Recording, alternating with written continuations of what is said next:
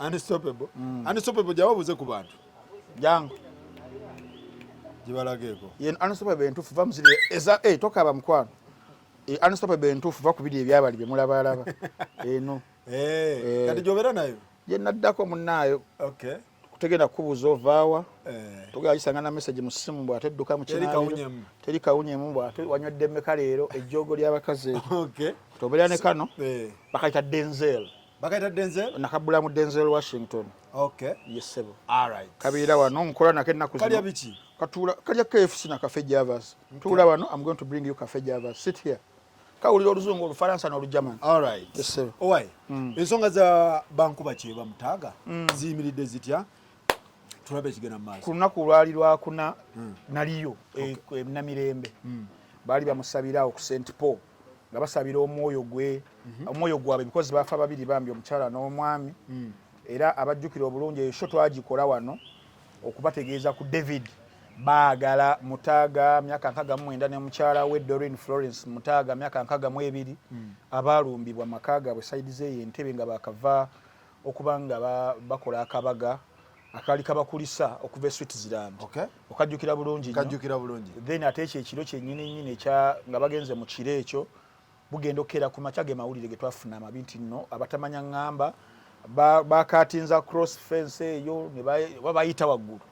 ne bayingira wansi ne babatta era waliwo ko ne first entry ku luggi munda ojjukira bulungi nnyo so ensonga ez'abassa tetwamanya n'okutuuka olunaku olwaleero naye ekibadde kisinga okubanga kyewuunyisa nti ensonga zaliyo nga 6 July 2025 babadde tebannaba kubaziika paka kati wenjogerera bino otyo naye nga bakoze mass okusabira emyoyo gyabwe then ate awo twawuliridde ebintu ebigenda okukanga obambi kugamba obanjirambireka bitugambe mu kusaba okwo babadde balina abaana baabwe bawangalira mu ggwanga la Switzerland bo gye babazaalira okuli Isabel Najita Mutaaga ne mwannyinawe amanyiddwa nga Mark Ernest Kabenge Mutaaga bano batweyunza ku mukutu gwa Zoom ne boogera ebigambo ebiyitirivu ennyo omwabadde okusaba omwoyo oba emibiri gy'abazadde baabwe okuba dispatched gitwalibwe giziikibwe Switzerland. Baziikibwe Switzerland nga bagamba nti we bagenda okufunira emirembe wano tewaligenda bbeera mirembe wadde babataddeyo mu ntaana. Underline the word mirembe okufuna emirembe ketunotinga mu ggwanga erya Switzerland. Era ne beebaza abantu abaziba babeereddewo mu mbeera ennenzibu ennyo wabula ne babeebaza okubeera nti ba-acceptinze decision yaabwe okubeera nti no bazadde baabwe baziikibwa eri. Ekyokubiri ekyasinze okuba nga kitukanga bennyamivu nnyo eri poliisi ya Uganda. Poliisi ya Uganda jukira bulungi nnyo so gye twakola nti yateekawo obukadde bwali 5 mu kaseera ako neyongeramu 10 kubeera 6 yenna ayinza okubeera nga batuusa kuba temwa bakola ekikolwa ekyo. Bano ababiri abooluganda bagamba nti ensonga poliisi ezikutte kasoobo tewabaddewo result n'emu balinze ne bakottokedde busa ne bagamba bayinza okubeera nga baliwo engeri so beesonyiye ebya poliisi beesonyiye ebya Uganda beesonyiye ebya poliisi ne bagamba katukkiriza poliisi omulimu temugenda kugukola n'olw'ensonga eyo katuziike abantu baffe katuziike bazadde baffe katubazzeeyo otyo. Ekyokusatu ekyannenyamiza kwe kugamba nti nno estate ey'abazadde baabwe bagitadde mu mikono gya law firm emu ey'amaanyi mu Kampala gye bataayogedde ekyali private gye batagaana kubuulira bantu. Estate otegeeza ki? Estate sitegeeza nti nalumunye estate. Estate omuntu abeera afudde ebintu by'abaalese byonna kira yote byonna omuli amayumba omuli ssente oba ziri ku akawunti businesses liabilities assets zonna oba mamotoka whichever buli kimu kyonna keberera lugabire bagambye family tekwatako bagambye family eno because kati family za mirundi ebiri family eyabwe esooka the primary omuli abooluganda bano ababiri Ernestine Isabel kati waliwo family ku side y'omwami bana ab'ekika omwabadde ne basenga Sarah ne Susan ab'omutuba abakasolya abo bonna tebaagala bo bagambye abo tebakwatako ku kintu kyonna era ekyo bakitandika mabega wali nga embeera yakabeerawo embeera yali yakabeerawo nga amazambi okubeera nga bafa abantu bali balowooza nti bagenda kugyetinga the following day okujja okuziika ekisookera ddala ne bagamba okuziika kugira kuyimirizibwamu tusooke tujje baba babaza okuba nga basazisa ndowooza ne tiketi ezijja ate ne bagamba nedda tetugenda kujja Uganda saawa zino kubanga tetumanyi kituufu kyasiza bazadde baffe tetumanyi baabase oba kwagala kumalawo famire yonna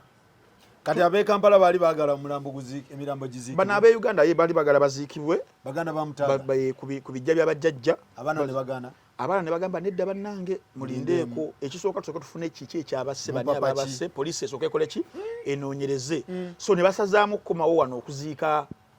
tebaakoma okwo poliisi ebeera egenze ku crime scene nekola crime scene reconstruction we baamaliriza wee bati kuba bali boogera nabo buli detail ne babagamba ebisumuuzo mumaliriza bulungi nnyo kola crime scene reconstruction kimu kiwedde nti kiwedde ebisumuluzo kutandikira ku gate kusumuluzo bya bisenge byonna mubikwate mubiteeke mu envelope mubitwalire law firm eyo gye nkugambye gye baali bafunye nga kitegeeza nti tebaagala muntu yenna wa famire ene Uganda akisaidia mama akisaidia taata akibakizibwe akulira ekika akulira omutuba akulira akasolya olunyirire siga bonna babagambe muve mu bintu tewaba nogenda obugenze waka tewaba ne waka babagambe teri ku malumbe teri mutuleke buli kimu ne basayininga powers of attorney eri law firm eyo yebere ekwasaganya estate owekika yenna takkiriza kusaalimbira wadde ku property zaake n'obeera gwe simanya ate mu buto taata wamwe simanya mutwala ku ssomero simalemu tewali ne bagaana buli kimu kyonna law firm eyo ne bagiwa powers of attorney eddukanye estate ku lwabwe abatali mu ggwanga Uganda abali eri Switzerland pakaddi kyawedde tegeza bayawudde babagambye mubeere eyo tubeere eri n'emibiri mugituwe tugiziike eri si bino mubaziise mbwate buli mwaka mugenda mubajjukira sibe mugenda mubalima ng'ate tetumanya batuufu baani kubanga litwa underlines award emirembe ofunira gye bagenda ofunira emirembe kiki bategeezaawo kibategeeza nti nno wano mu ggwanga Uganda ne babeera babaziise muli ndowooza balinga bali mu kutusiigira ekifaananyi nti ensonga ezaavaako bazadde baabwe okufa ziyinza okubeera nga amaaso tegalina kwetoloolera walala gali kumpimpi n'olw'ensonga eyo mubeere eyo ffe n'emirambo gyaffe n'emibiri mugituwe tugiziike tubeere nga tewakyaliwo connection n'egyo singa sinaki n'ennamba zaffe muzijje mu masimu singa sinaki mutwesonyiwe bano tebaba bazzukulu olwo baba bazzukulu olwo mukika baba nga bazzukulu mu kika bo bagambye nedda kale katandika ekika kyaffe Switzerland zuliki Mutaaga yalina ku baana eno kuba bali balinga beefuze eki Mutaaga babaana be beebo yes era babazaalira eyo emyaka 3 gye baamala Switzerland gye bakolera ebyobugagga byabwe gye bazaalira abaana baabwe abo abaana n'Oluganda tebalumanyi era boogera Luzungu boogera Luswidi Lufalansa webityo kati bw'ogamba nti tudiringa na faamu ab'ekika temugira ati ndowooza n'okuziika eri twababa ab'ekika balinnya genda kuziika nedda munnaye mutosombuwesombuwa mutyo nga n'ensonga kiki batya okuziika okumuziika eno andi kye batya bano African what science mungi waali batya Africa batya Africa African science mungi waali ate tetubeesiga trust tetubeesiga poliisi eganya okutubuulira okusinziira ku bo eganya okunoonyereza poliisi ekyanoonyereza ne bo bagamba eremereddwa ati wa July bamutta mu July tuli mu December bo abaana bagamba nti eryo bbanga ddene lyali badde limala kubanga bo balaba cruise weziri bonga bo balowooza bayambeko poliisi anti lowooza buli kimu bakibawadde olumu ne poliisi tennaba kubawa report maliriza nze nkubuulira sentiments eziri muki mu kintu bo beeraliikirivu si bamativu ne fayire entambula gyetambula. Yes, kati baagaye fayire katugyesonyiwe kale dispatch the bodies muzikomyewe muzireete eno baziikibwe wano mu mirembe then n'ebyo by'obugagga byonna law firm eberenge etuyambako kubi administeringa ku lwaffe abataliiwo kitegeeza gwe ow'ekika omulala togenda kufuna mbo ate okuba essimu tewali jukira bali babeera bamanyi mukama waabwe law firm ebemanyi client waayo ebabanja buli kimu kyonna abaddemu n'ebintu muno biyitirivu waliwo radio eri awo saidi z'erubaga eyo radio etudde property eyaabwe eyo eri awo wano bali bapangisawo bupangisa genda ku Duster Street wano properties waliyo yes genda babadde balina mu byalo ebyenjawulo amataka mayumba ebiki byonna sente ku akawunti okitegeera kati kino kitegeeza ki ku bannadiaspora balina okwongera okwekenneenya okuscrutinizing ennyo ffe bantambi ffe abali e Uganda family ffe abali e Uganda okwongera okutwekenneenya kubanga enfa y'abamutaaga yennyamiza nti bamaze emyaka 3 bagaye kati tuge tulitayaringire ewaka because bali amaze okubanga n'ennyumba bagizimbe ennungi nga we wagiraba era bajjukira obulungi ekifaananyi ekyo ekyali very beautiful bamaze okukuŋŋaanya abooluganda bazze balyemu akamere basabe Katonda and that happened okiraba kitegeeza mbi omuntu oli ali eyo kweyongera okubanga weekenneenya abantu weekengera naddala ffe ab'eŋŋanda gamba ffe ab'Uganda emikwano n'ab'eŋŋanda ate waliwo abalala zira parties ziri bbiri bamikwano n'abaŋŋanda ate osobola osembeza g'otamanyi nandi kati kino kiraga ntambi famire zino wano wazzeewo olukonko olutagenda gattibwa wakati w'abali e Switzerland n'abali wano bali batandise ekika kyabwe bakitandiseeyo kyova olaba osanga omuntu ng'ali mu diaspora n'aggamba nze Uganda sirikola ki siridda mulimu abagamba nga balizza mirambo leka kati bakulaga n'emirambo basobola baziikirawa kuba kati wulira nti ate mulambo n'omulambo oguli eno ate baagala guzzayo keesi ezo ntono era kyawedde dda ne basenga bana ababiri Susan ne Sano bage wayi tukkiriza mutwale mu 90 tuhonalinze decision yammwe mu bulungi kati wano ekika n'abaana ani asinga amaanyi ku kuziika omuntu ono ababa baana mu mateeka gonna abaana be basookerwako nga abazadde bafuna naye bano bakika kituufu kino kika kituufu musigale n'ekika kyammwe ffe mutuwe emirambo gyaffe tugiziike eno mu bulungi n'ebyobugagga byaffe tewali okukwatako wadde n'ekimu bigenze mu law firm bizinesi zigali nga zitambula sente ziwayalinga ezijje ku Swiss accounts baawudde kyawedde dde ekyo kyawedde bo bagambye so bannadiaspora ensonga zammwe bwe zityo bwe ziyimiridde naffe abeeno nammwe abeeyo mbadde siwulirangako ate omulambo bagujje Kampala ate guddayo mu diaspora bibadde nga giva eri nga wegijje bibadde givanga eri ne gijja eno kati bali bujjukira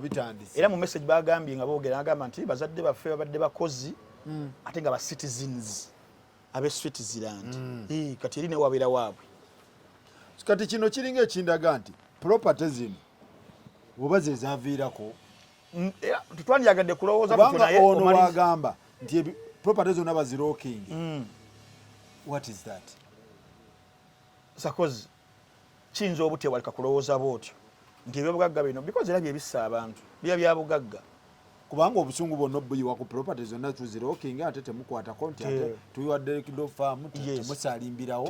newaka newaka mbwate tukumeyo olumbe waka n'omukulu w'ekika bamugobye baaba teri anyway naye nga ffe tetunagamba nti oba wakika oba waati baabaana nga we bitambula bowe bato era tebannapiininga muntu yenna mu kika tebalina gwe bagambyeko nti yono nedda gundi bo ensonga bazikoze engeri ya kizungu era ne poliisi ekyanoonyereza n'abawa lipooti kale naye nga bwekityo bwe kiyimiridde ndowooza n'ensonga za famire tuzigirewo ddala kanali mugume kanali teyagumye erinnya ligenda muvaako kiki ate kanali teyagumyeko wadde omulimu gugenda guli mu lusubo omukazi amukuba obumufiirako obufiizi mu nsonga za cupa era mbu oluyimba lwa epasi leeta cupa ku cupa ebireka n'ebinkuba mbu lwe lusinga ozannya mu motoka ye chupa ku ayagala chupa nnyo oluyimba lwa chupa chupa ku chupa lwe lwamukubiza olwo b'omukazi yagamba bana ekisusse bannange togenda kufuuka beti ki anywa mwayi baga beti anywa kanaye yali ayagala fuuka beti anywa Ferguson n'amugamba Shasha n'amugamba ati Ferguson n'amugamba mpozi gasinzi yatendeka maniyo ebyokunywa bannaye nedda bisusse ojja fuuka beti anywa mu nyumba buli saa beti anywa nedda bannange awannye weewaawo kale namusanzeeko awo bambi uwa tulina gye tubeera eno gye tunywanywamu gye twesekerera obugonja mpozi eno wamusanze n'agamba ati nagaa ntambi banaye nkubuulire ennaku gye ndabidde mu bufumbo bwatuuka n'okumutemesa enga enga batya nga bamukuba omukazi natuuka n'agula ne kawunyemu akuuma ewaka naye be yatandikira kuggwe ng'ebisaaga kati abakazi balina obuuma obukebera emyenge naye nga buli wekamuteekamu ate kawoggana nnyo ti ate ogwayira omuzibu yagula akuuma asooka kamuteekamu wekawoggana ennyo ng'agaramira bagamba mbu neruli mu kale akavidiyo ng'enkuba emukuba mbu yali ayagala kakkane bagenda okamuteekako kyali kitya yagambye ate yagambye ntambi omukazi yali anoba ng'agenda ogwasooka nagamba ntameze engeri gyendalaba ennyo butono telenovelas obwo busoopu kyetibaho bw'alina gwe yalaba mu firimu emu oba yali the storm ng'ayimiridde mu motoka nagamba naye naagala akikole nayimirira mu motoka nti oba ontomera naye togenda mukyala wange nkola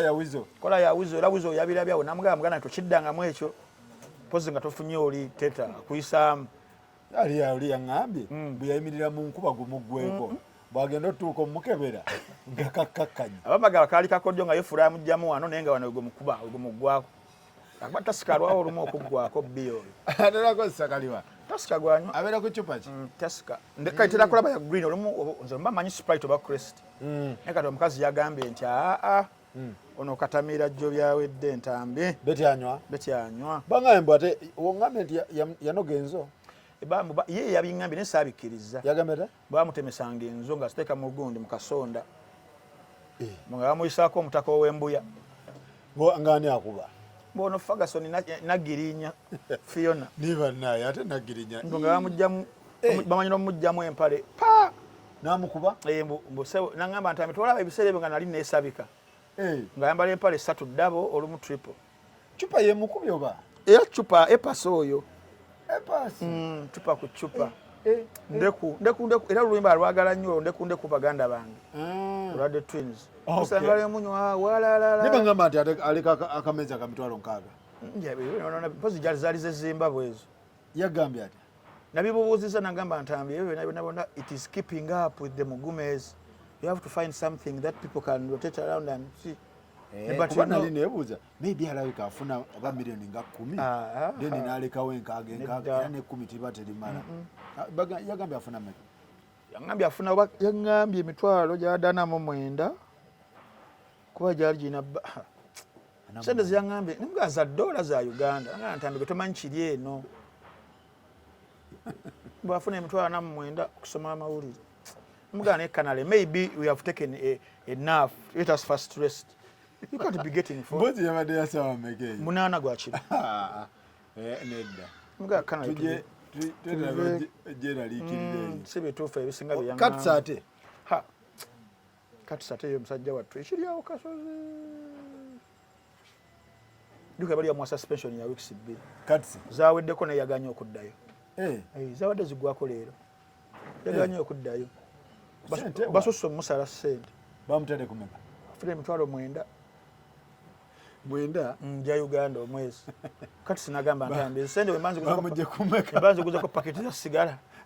zaki ne kirabu wange nzo omuntu alina ebya pama kati dividingamu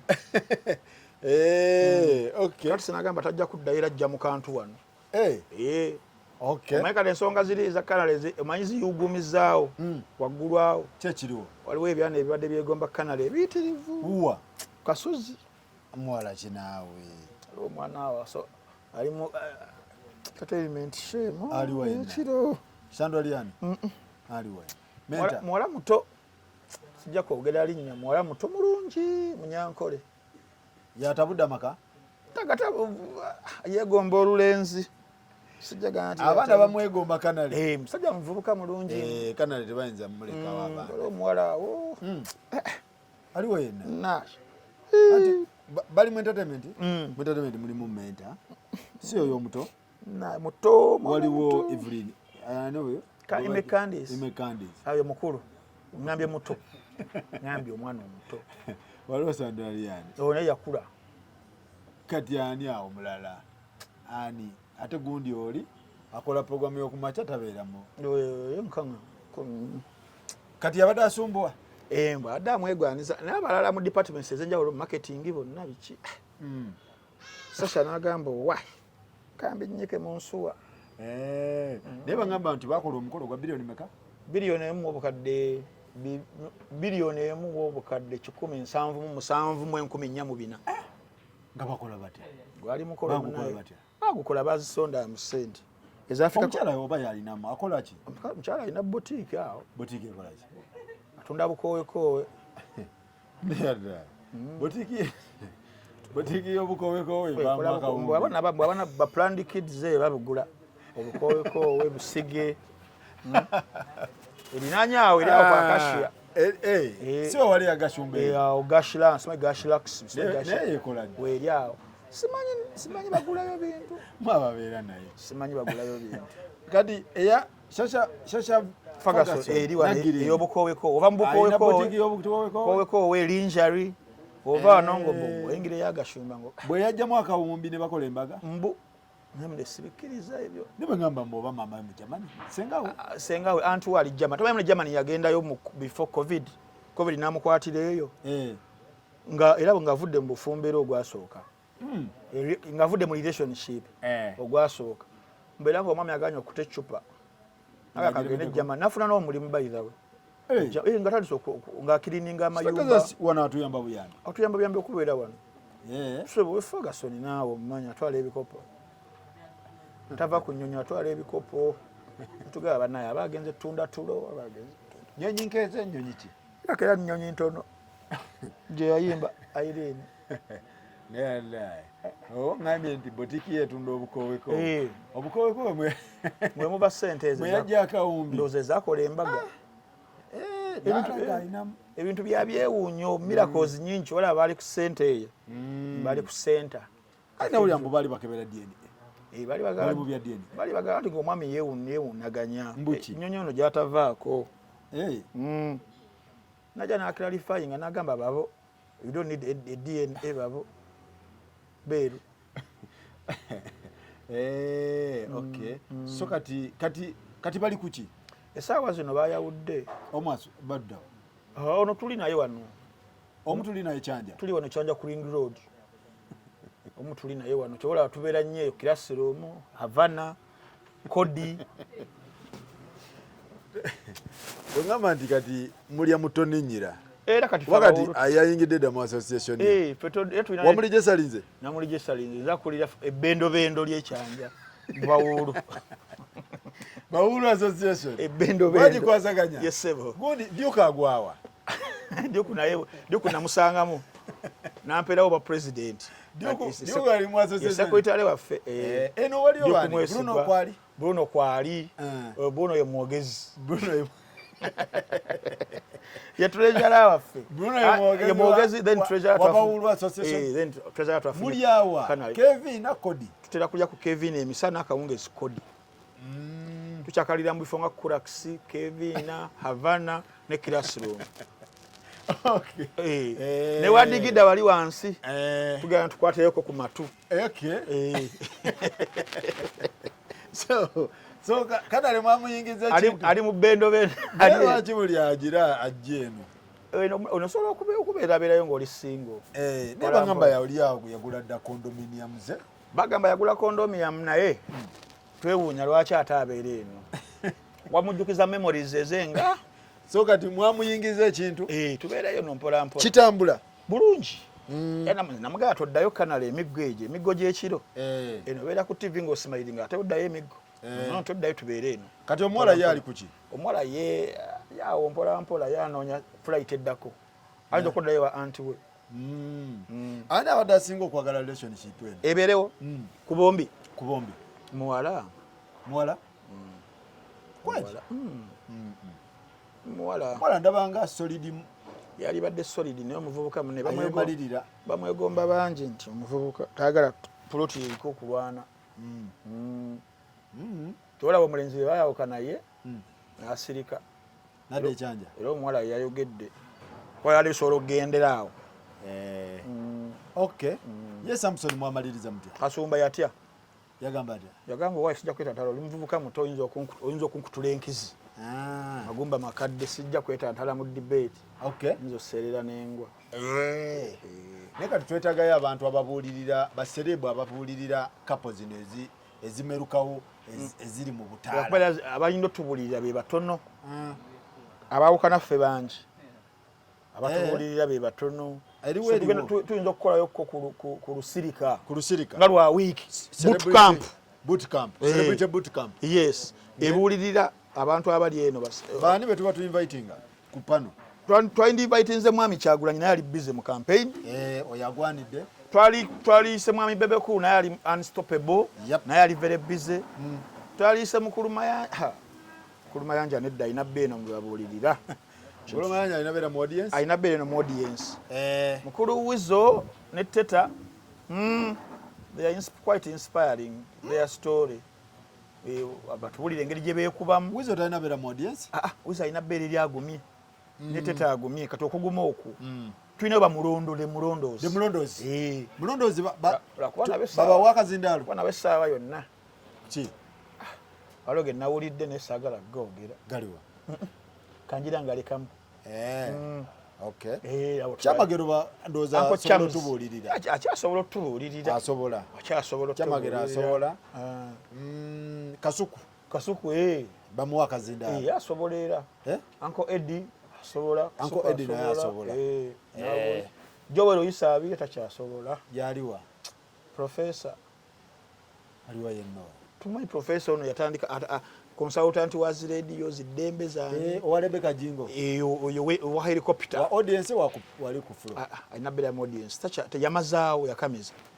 talinawo omuntu awo Dr. Muzono ali atya anti kati waliwo symposium za mirundi ebiri waliwo eyaffe waliwo abasajja abagumidde ejjoogo n'okubalengezi ndowooza eyo ebandala symposium ajja genda eyo ne Professor Sekajja omukase alina genda eyo mubalengezebwa n'ejjoogo Bigayi ono agwawaye Bigayi alina kubeera mu audience eyabaliwa eyaffe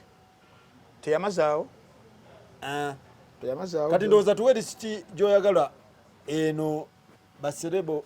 abalina okubeera mu lusirika audience baserebo abalina okubeera mu lusirika Joseph Mayanja bamuwa high table wali n'atuula nze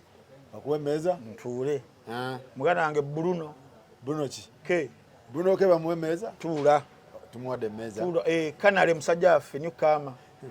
Kanale bamuwa emmeeza ne uniform y'ekinu kuba nawulidde ne NTV any time from now yandiggalwawo. Can Museveni be hosted on NTV? There is no hostile media house in Uganda kakati towards NRM and President Museveni like NTV. Hostile wa muluganda kyeki bulabe njagala olabe bazanya amawulire bayinza okulaga Kyagulanyi for 35 minutes ku NTV mawulire ne balaga Museveni for 3 minutes ne bagamba mbu bino ebifaananyi twabye bibbe naye kino I predict NTV bwe continuing bwet bwe mumalako akalulu kano nga kibabagadde muyise akatambala mu maaso kino kibagamba kino kikugamba oyo bamwita Frank nemme he's not Nemsekeo he's not Frank akitegeeza erinnya lyaffe abatuuma erinnya eryo batulaba nga one tuli bansa kyesisuubira nti ali twogera amazima sijjukira kujjukira amazima ge yasembayo kwogera that is bubandi jiggala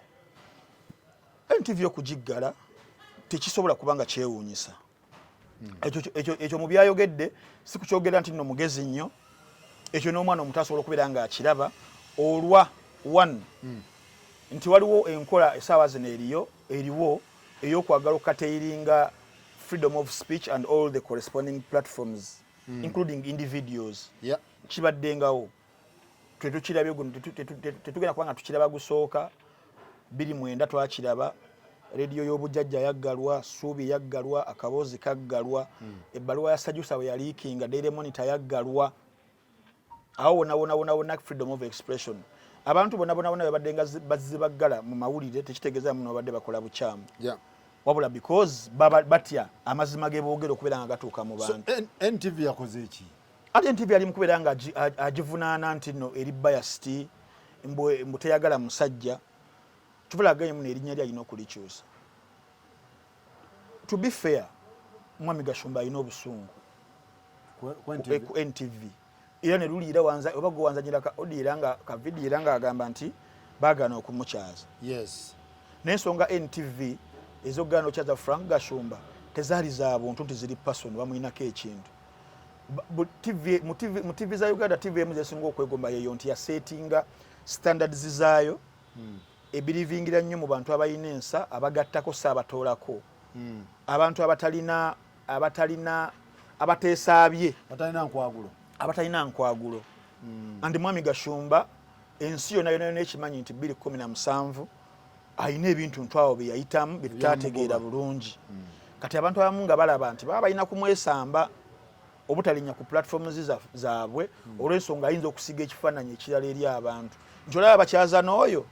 bali ku shemu ne mwami saba zino ali mu kkomera mwami Waiswa Mufumbiro n'abuuza naye ffenna abali wano ono mwogezi wa DP ni mwogezi ono gundi wagudi gwokola ki situka tutambule dikoramu ye eriwa situka yani gundi sisimuka yakasisimula bameka CEO wa sisimuka yakasisimula bameka ludda wa ewa avande me babo ate yabasisimula di basisimufu kati babuuza ekibuuzo ekyo nga bamubuuza kikigwe kyokola okola mulimu ki nga tebagulaba omukulu yabuuza kati NTV yali yabirabirawo dda ate kiri ku yeye kana abantu abalala bangi NTV beganya okukyaza nga baagala olw'okuba nga tebali Kristo kiriya kati obusungu abulina naye ekyokubiri tugenda nga tuvudde ku by'obusungu bw'alina tugenda ku nsonga gy'aleese ekyokugamba nti nno bali ki aba NTV bali biased sina bias ani kigambo kyakwesezza bali ruthless balance bali hostile eri Mwami Museveni ekisooka kikyamu tosobola kungamba muno NTV eri hostile ate nga ye station yemu esobola okuteeka okugunjaawo presidential debate neewandiika okuyita ng'ogamba nti bali hostile certificate rate of participation n'egimuwa. Ekyokubiri mu mawulire gano mu broadcasting nadde nagwe nnyonnyola olunaku olwajjo ne mugamba nti Uganda eno mawulire evudde wala mu kusookera ddala nga abakoloni bagenze batulekera ya UTV. In fact UTV efuna ekyusa linnya after our independence 1962 bali bagita something else era nga mawulire tugajja kuva Bungereza nga tutapinga ku BBC the radio UTV Uganda radio nejja the network nejja 1962 nebeera nga yeriwo yokka ndowooza naye nga ya government mu 93 ne tugenda mu liberalization ya economy na biki byonna mwe mwajjira ne liberalization ya media ne bagamba nti nammwe abantu basekinomu ng'olina obusobozi osobola okugunjaawo mukutu era walabirawo ba Emma Kato ba William Pike sanyu eno ekoleddwa bakaku sanyu neekolebwa capital nayo neekolebwa n'endala ne zijja ez'obwannannyini eziri private mu 2025 ne bakola etteeka erimu ku ligenda okuluŋŋamya bannamikutu abali mu broadcasting era in fact to be precise baali baliyita Uganda Broadcasting Corporation Act eya 2005 the act of 2005 era nga mu act eno mwagamba nti TV oba broadcasting gundi eriemu yokka ekakatibwako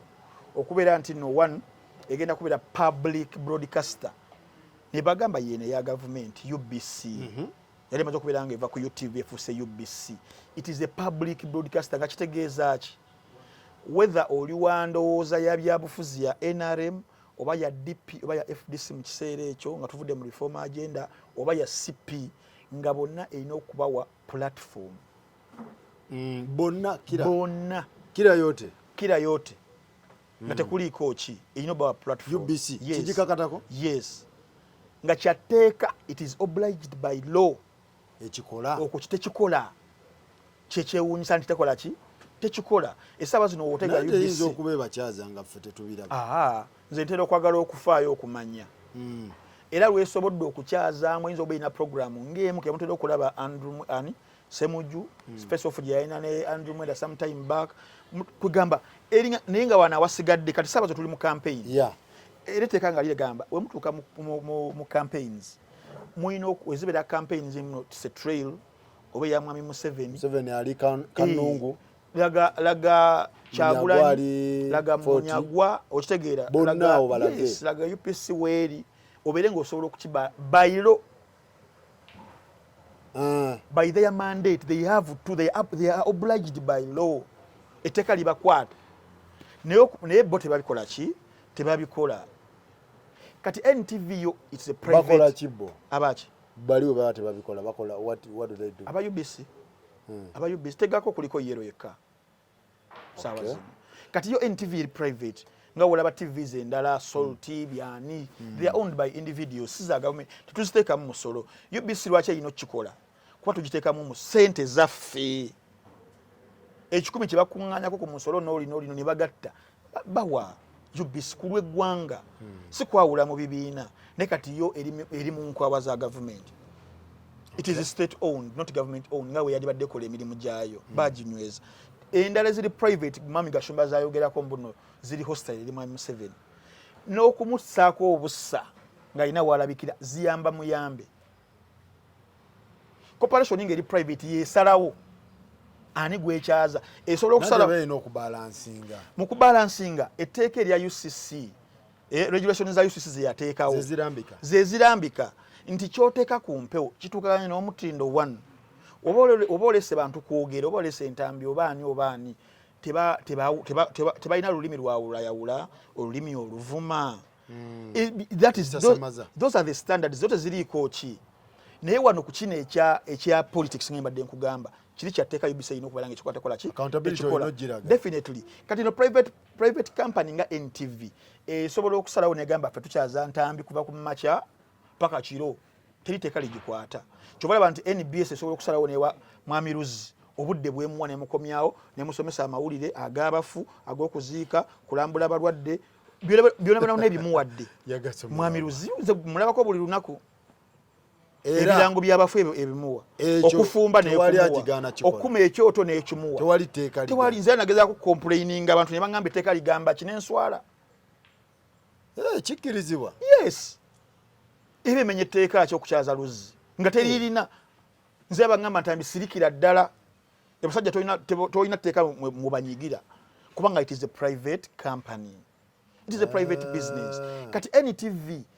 mwami Gashumba abadde ayogera ku kyamawulire nti amawulire bawa mwami Kyagulanyi eddakiika 25 ne bawa mwami Museveni eddakiika 3 they have eddakiika 3 zibamuwa alina okubeera nga ali appreciative kubanga si katala okiraba ate nga n'ekirala nti embeera eriwo ani agireese NTV nga a private company wabula ate ng'efa nnyo ku values ne ethics n'ebirala ebigenda mu maaso mu ggwanga wakati mu kaseera kano ebintu ebinyiririza eggwanga biyitirivu nnyo ebadde ng'evaayo ng'ebyexposinga enguudo embi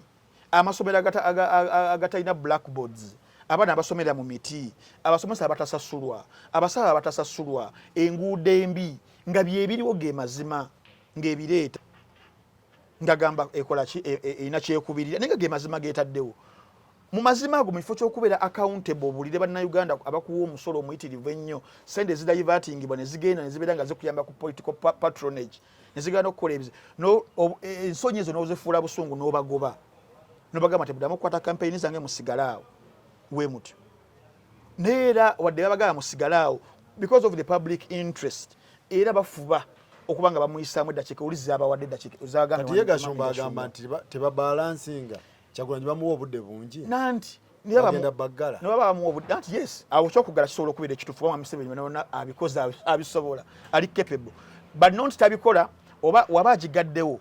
Mwami Gashumba ekifaananyi kyayagala okusiiga yakisiiga kusaidia NTV ntimbi nze ekifaananyi kyenkusiigira nti NTV mukimu kikola nga balina okukikola mu mateeka. It is a private business, it is a private entity. How wachebeera hostile nga yeyina okusalawo kyeyagala okitegeera kakati awo we wali ndowooza obuzibu wali okusuka omuggu okuli awo naye nga kirigwa kuba nti jjajja mwami yanyiiga NTV eri enkadde yali ebalansinga n'anokolayo abaali bagirwani nga Abannakenya biki naye kati bino nanti ne wano eyagadde ebalansinge eyo Mwami Museveni ndakiika 2 ne Mwami Kyagulanyi ndakiika 2 ne Mwami Museveni yabagamba temuntu kati content kale bamugjewa aweze dakiika ze Kyagulanyi kuba Kyagulanyi ye ali open yabaleka bakwate ebibeera mu campaign za Kyagulanyi obimanyi bibeera bingi Mwami Museveni byali badde bingi kati content bakole kibamugjewa nga babagaana. That is one. 2 shows ezibeera ku NTV z'ebyobufuzi zijagala oŋŋambeyo program nti yine ebigambo tebitta tebakyaza wa NRM njagala oŋŋambeyo program emu nti Fourth Estate ya Mwami Kamara tebakyaza ba NRM njagala oŋŋambe eno program ey'okumakya ya morning at NTV tebakyaza ba NRM Baddombo babeerako okwo Mukyala Namayanja abeerako okwo baani babeerako okwo aba NRM bonna bebasobola okubeera nga bakyaza babakyaziza mu program zizonna kati awo hostility eriri oba Gashumba ayagala bamukyazeeko kko naye Mwami Gashumba yafuna awo entugga yewagikolera radio emu gyagikolera unfortunately era amaliriza naye yetaddemu kamera ya TikTok of video bubu nekitegeeza tewali reach. So there is also that disparity of going to a bigger platform but then values ze zakyuse ebikolobere bwe byakyuse awo tulina okubeera nga tusesira okitegeera. So debate yo yatambudde bulungi nnyo era nalabiko ne Mwami Nserekera still the same nga naye akolaki manyi notisizange mutera okuziwandiika Nsereko Mpulidde agamba nti abadda bakandidate bakosa ChatGPT okuddamu ebibuuzo era nga agamba wano mwami Nsereko abanga mwangu nnyo bw'atyo kubanga atayipinga ebintu mu ssimu ne bipromptinga questions nga kyagala okufaananya okusiiga aba loosinga ne point because y'omu ku bantu bwe tugamba nti bagezi but then because essaawa zino bannabyabufuzi no kakyogere as bold as possible bannabyabufuzi bangi abaali beefudde ba gatekeepers Kyagulanyi we yajja abaasirika relevance yaabwe yaggwawo nga bubbo mwe muli Mwami Nsereko ayagadde okwesimba kuba president tasobodde Kyagulanyi yakomyewo ogwokubiri kakati Mwami Nsereko naye alimu embeera ya Mwami Gashumba kati Kyagulanyi ye muntu owokwagala okukasukira amayinja amafunfugu kubanga Mwami Nsereko muli alowooza singa nze abadde mu position eyo naye munaye tebikola webityo ebintu bikola mu ngeri orepresentinga ki mu Kyagulanyi ebibuuzo byamuleme obedde akosa twabaddewo koppa ChatGPT nga bwe yagiyise ekyabaddewo nti instances ezimu twalabye nga bacandidates abamu ate abadde Kyagulanyi yekka nga they are referring somewhere nga bateekayo eriiso ne boogera kale kino ky'okutunyonnyola omuntu atategeera debates nga bwe zibeera. Debate etandika bweti cooperation emanyirwa Gossip Live ngegenda kukyaza whichever debate gw'osalawo n'ogamba debate eno njagala ebeera etya gw'owa amateeka gwe cooperation in this case NTV abadde batakimanyi kankibabuulire yategese presidential debates 2 eno yebadde esooka eyokubiri egenda kujja mu January naye zombi zirina formats za njawulo. Format A eno gye mwalabye olunaku olwajjo gye bayita guided thematic debate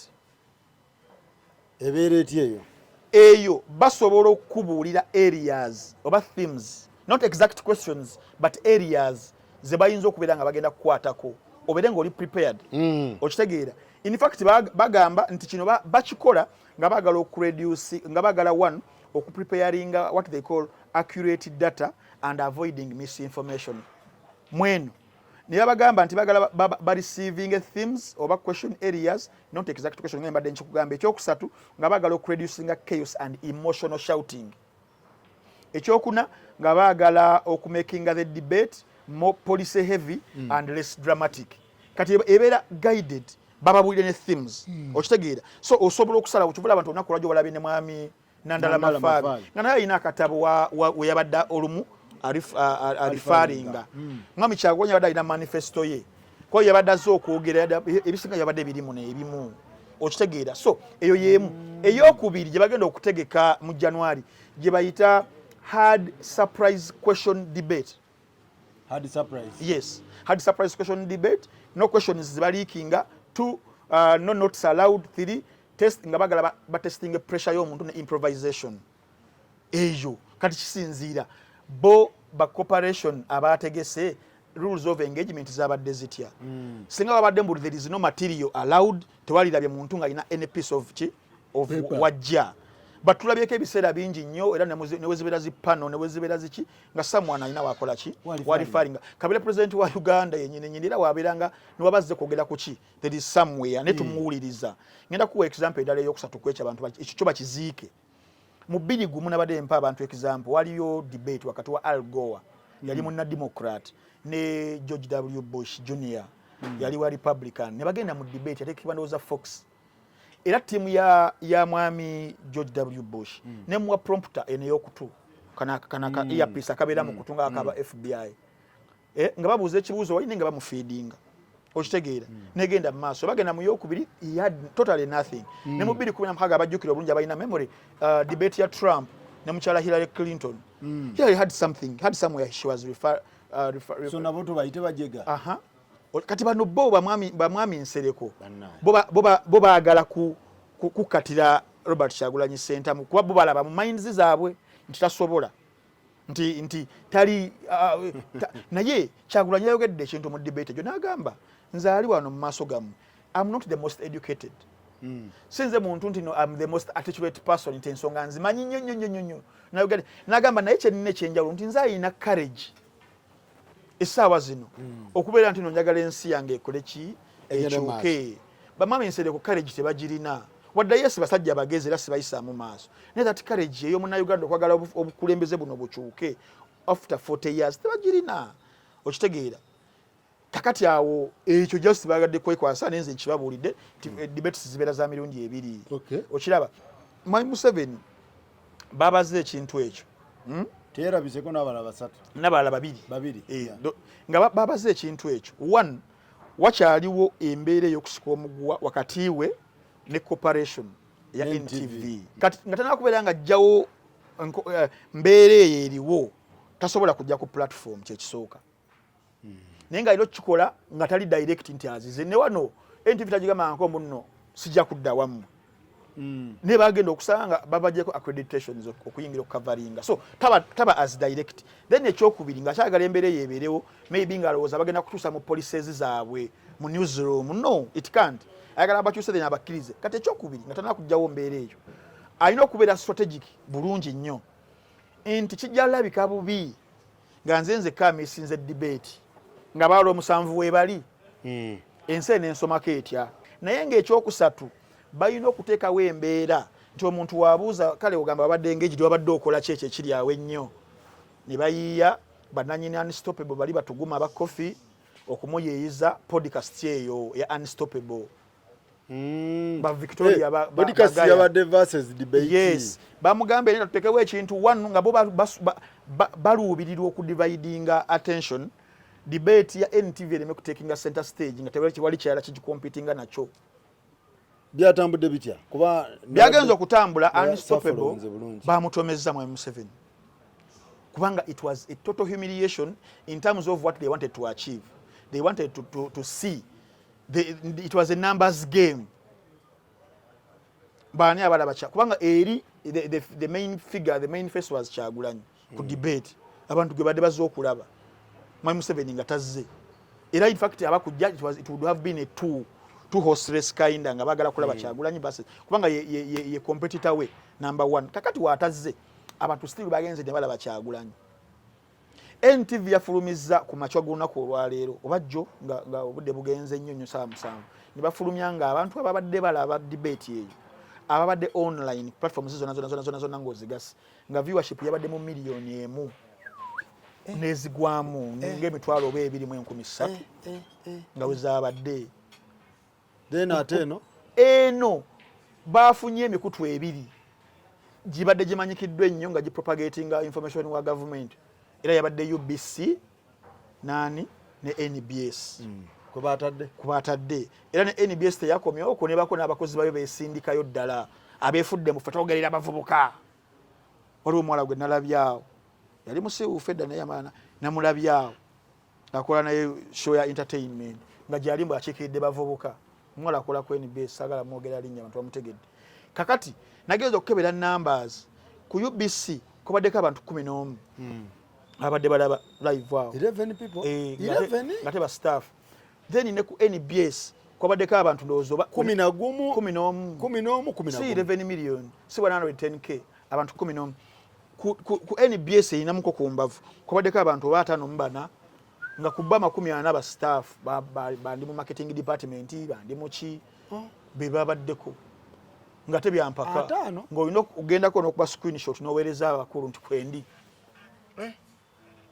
zezo numbers ze baafunye naye nga badde baagala kubeera nti nno balowooza. Kati ekibuuzo ekyebuuzibwa nga balina n'omukutu omulala era nagwo bayiro ogwa New Vision bigambye wali ku UBC ku broadcasting ne ku New Vision etteeka lyenkugambe nawe likwata n'olupapula nebebeera ng'olwo nga lulimu shares za government lulina kukola nga ebibiina byonna. New Vision ekubye opinion polls empya zabadde mu 7 meka Museveni yabadde ku 64 Kyagulanyi bali ku 27. I don't know babituufu yakoze opinion popular nzirabi naye ebibaze nga bazikola opinion polls ezo lwaki nabadde ngamba omuntu nti okufuga ensi oba eggwanga olina okontrolinga ebintu bibiri okontrolinga the economics part nedala sente finances ne information. Okitegeera nobeera nga okontrolinga narrative kati opinion polls ezo ziba za kusiiga kutimba bbula muntu such that wagenda okubba akalulu eri gye kakomekkerera ku race eri nga abantu bagala tojjukira n'opinion poll yavaayo. Debates zabadde affected olwa absentia yaba nekisooka Mwami Museveni whether in his absence nga bukyabadde jjo oba whether mu kujja ensonga ez'abannayuganda zo zibadde constant eza an immediate change kuva 96 ku Ssemwogerere 20 Mwami Besigye 20 Mwami Besigye 11 Besigye 10 Besigye ne wano Kyagulanyi zezimu service delivery enfu economy eri mu mbinabina abavubuka tebalina mirimu nga tebe basinga obungi nabadde nkebera ku percentage ejjo nga abavubuka 20 abali myaka 29 n'okukka wansi tuli mu bukadde 30 abalinako emirimu nga bali 10% abadde 90%. Ebyo ebizibu ebyo weta yabaddewo bate yabaddewo abimanyi bannayuganda babimanyi ekyatukoze obi kyabadde kimu nti yali baddewo in real time ne tulaba obukulu engeri gyali badde obuvumu bw'engeri y'okubeera nga abiddamu because I don't think he has the answers to questions eziri bannayuganda ze balina. I don't think he has the answers. He doesn't have them. I think he has. Which ones? 40 years. Where are the answers in terms of implementing those answers into what we Ugandans have? So katulinde endowooza eddako tomanya bayinza okujja tasobola kujja ntukuteerawo ssente ate ekyomuntu obutajja ku debate kitegeeza nti abatasobola kudda mu bibuuzo ebyo anti kakati lwaki tebakikola kimu lwaki bali bakiteka kuba NUP abagana ogenda kuza NBS nti tebasobola lwaki Mwami Museveni yebagamba asobola okitegeera kitegeeza kyekimu what is good for the goods is good for the Ganda. Yes. All right. Ndowooza basponsa bo bali kuki balungi nnyo bakutumidde nabannaffe abamu Nowaki wano Nowaki. Yes, Nowaki by the way omuntu yakatula bundi ogusooka kuŋŋaaniro it's a platform obugiraba kwosanga films enjogerere ez'aba VJs ba Uganda bonna eno category gye ndiko ogiraba oba gundi gye ngenzeemu kuliko ba VJs bonna kati buli gogendamu nti ngenze mu VJ Junior wano ng'ogendamu bwoti ng'olengera films zaayina musajja watu yataddeyo firimu ya The Shadows Age gyeri Family Plan to ya Macolbag gyeri Esco Bank babbiba banka gyeri n'endala mpitirivu nnyo gye ziri wogenda mu Jingo era ojalaba firimu zatereddeyo VJ Emmy VJ ISP Shaukani Kevo Uliyo Aaron Cabs Banks banki tulina abavijez nga 50 naye kyenjawulo muno bakikyeyina tukusaba emitwalo just 3 omwezi subscription fee kitegeeza buli lunaku lumu spendinga nusu 10 lukaluka ng'olengera firimu empya ne films ezibeera enkadde naye nga tuzikomezaawo ng'empya nga ekifaananyi kikyuse bulungi kiri mu 4K 8K 8HD nobeera nga weerabira films empitirivu ennyo ku platforms kwonna kwe tuli abalina iOS twogera ku iPhone yiino kwe tuli wembeera ne kanale mugume eyo gitunywera omukombooti tubeera ku zi Android era ogenda ku Google Play Store downloading application abali ewaka osobola okugenda ku TV webeera ya Android downloading application namwe abakozesa website osobola okugenda ku www.munowatch.com nobeera nga weerabira films bwe buwomi obwa Munowatch. Munowatch no nga muvuddeko chap tulina bannaffe wano aba Biva Organic Biva nabakugambyeko Sakozi Biva Organic Dr. Senjobe Richard ekyenjawulo kyalina Senjobe omanya abaganda bagamba nti asiika obulamu tassa mukono omuntu kasobeera ng'oli mulamu gweko okweyagala naye kati abantu balina endwadde empitirivu nnyo tebamanyi wakulaga solution eriemu Dr. Richard Senjobe abalina ebizibu nga ebyabaami tulina ebizibu byaffe namuganda wange Duke Mwesigwa abadde yeetagamu ka wake up call bambi ensonga zemusumbwa yagenze yangambye nti amina teredde bulungi nnyo so yes abaami abalina obuzibu abatawaanyizibwa yali yamutomera naye enseke bazigize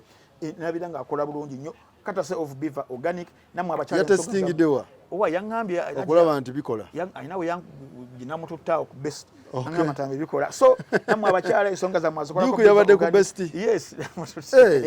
abayina endwadde nga allergies kookolo abakuba myasi senyiga atagenda kuziira asthma atagenda kusiiba mu nnyindo abayina emigejjo abakyala abali embuto abalina lung problems abalina pressure amasavu musaayi magumba mu matu muno mulimu endwadde ez'obupitirivu maaso bannange mugende ku Beaver Organic mukubye ennamba y'essimu 0702 754502 abo nga tubavuddeko tulina bannaffe abasembereyo ddala yosegenda kumala budde tulina bannaffe aba Smart Access basangibwa Canada tulina bannaffe bano abali kuno nga mubeera Canada eyo Canada ina provinces empitirivu naye ekyenjawulo bana ba Smart Access yonna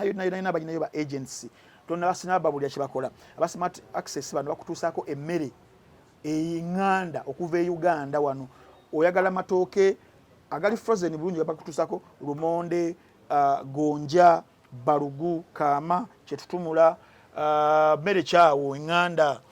n'oba oyagala nseene tuli mwezi gwa nseene nekisebe byonna bano babikutuusaako bulungi nnyo bakonkona bukonkonyi bagamba bana epackage yo yino byatusabye bino ate bakola ne catering services abalina emikolo kwanjula mbaga njogere kindeke ki babikutuusaako bakubire ku namba +1 437 332 7894. Okay, Dr. Senjobe wewe bale kukola ku musajja waffe Duke kubagamba yakola ku Duke endega yali yatomera Duke nagenda ku Beaver Organic kati asaza kimu. Okay. Ogambe test yagikolera wa? Ku best. Namutwala ku best nagamba ntambi kyekyo.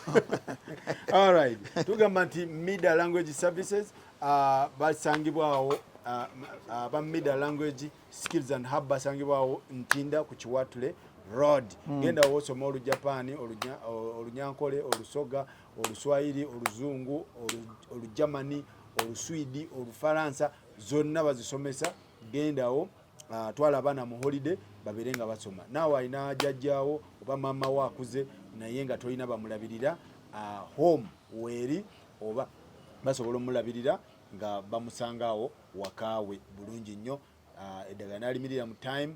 ne bamufumbiranga emmere bulungi nnyo so ensonga zonna bwezityo bwezitambula titugenda kusukkawo otwamu mu award oyo teyafunye award yuko tuyafunye bulijjo bategeka za awadi abo baddiuku tebatuwa katwaze wadde Duke ategeka zawa ezafufa balina za awadi ezafufa tebatuwa eza media zaabwe zebakolera tebatuwa katweko edda awadi zizaffe ne tuzeewa nafunye awadi 6 Kasuku yafunye awadi 8 Shalom Kazite yafunye awadi 10 Subeda 4 yes kintu kyabadde kiti ekyo kyabadde massive kyammwe mweka what Friends of Shalom bashituwa balabe ba nerwaki neyanna ekintu kyabadde kyammwe kyabadde kyaffe twakikwasagajiza bulungi nnyo kati lwaki mwatuteekamu mutuwagikamu ffe tukola nga mwami 7 tuteekamu babiraalo mu kalulu tuteekamu bakasibante mwagigiseemu abantu naye ate nga mulaga nga tulaga nga bawanguzi mulaga demokrasi ate kati mwami 7 atusomeseza ebintu bingi kati twakimusomako